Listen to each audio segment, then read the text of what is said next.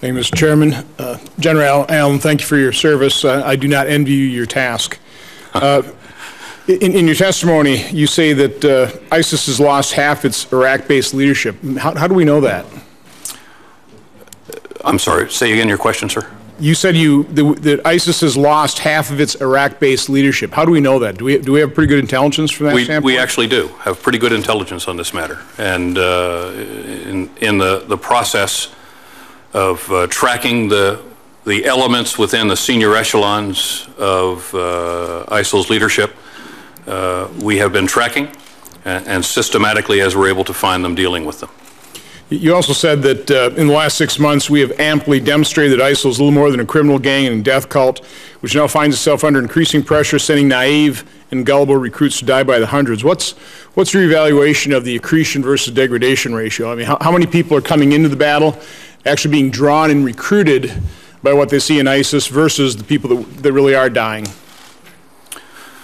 Well, I think that's a difficult number to is it positive or negative? Are more people joining the fight versus what we're able to degrade? Well, I'd say two things. The numbers are up, and the numbers are up because we're now tracking the numbers in ways we haven't before.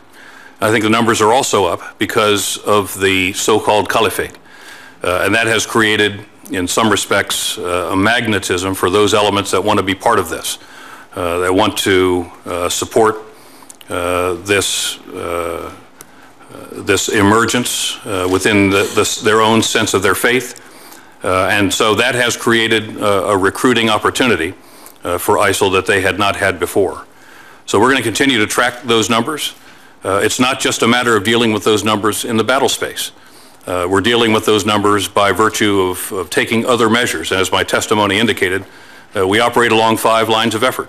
The military line is only one of them. Another line where I think we'll be seeing more traction be realized as time goes on will be the consortium of nations that are taking the necessary steps to make it difficult to be recruited in a country, to transit out of that country, and ultimately get to the battle space. Plus, as ISIL, this so-called caliphate, as it continues to receive blow after blow and ultimately be proven as not being inevitable or invincible, using that as an opportunity to truly message what this organization is, to decrease its attractiveness to those who might otherwise be attracted and seek to move to the battle space, ultimately to support them. And we'll take all those measures in concert, sir. So that kind of leads me to my next question. I mean, defeat sounds good, but can you describe what defeat looks like?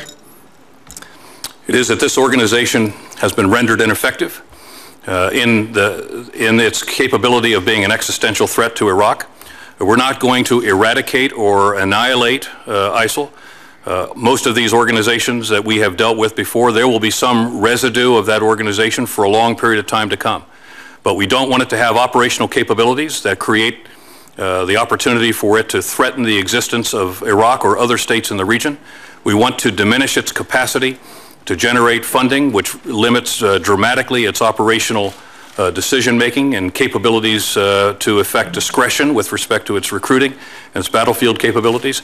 We want to compete with it and ultimately overcome or defeat its message in the information sphere, where it has achieved significant capability and recruiting prowess.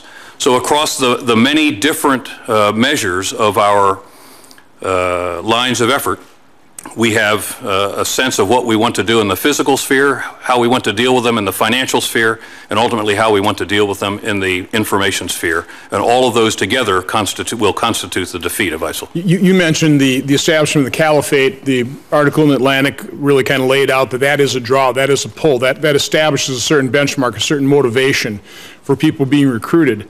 It relies on territorial gains or holding on to territory. Is that part of defeat? Is deny them all territory? Absolutely. Destroy that so that caliphate no longer exists? So we're talking about pretty much decimation, correct? That's what Secretary Kerry, that was the word he used, decimate. You know, a few, kind of like after Nazi Germany, you know, a few people scattered maybe around the world, but pretty well decimation. That's not exactly what I'm hearing out of you. Well, we can apply whatever term you'd like to. Decimation is clearly one of the terms that we might apply to it. We want them to have no operational capability in the end. And that means break them up into small organizations that don't have the capacity as it begins to attempt to mass, to be a threat. Define a small organization. Now, again, I'm just trying to get some sense of what we mean by defeat. I mean, it sounds great, you know, deny them operational capabilities. Are we talking about taking 30,000 down to 500? Are we taking 30,000 down to 10,000, broken up in 10 different groups? It will take time.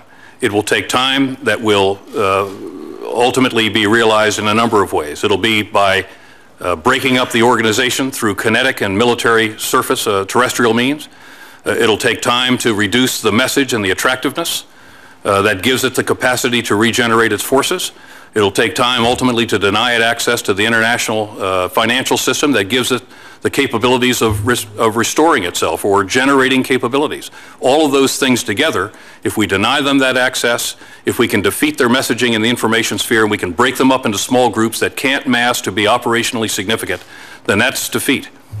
And I'm out of time. Thank you, General. Thank you.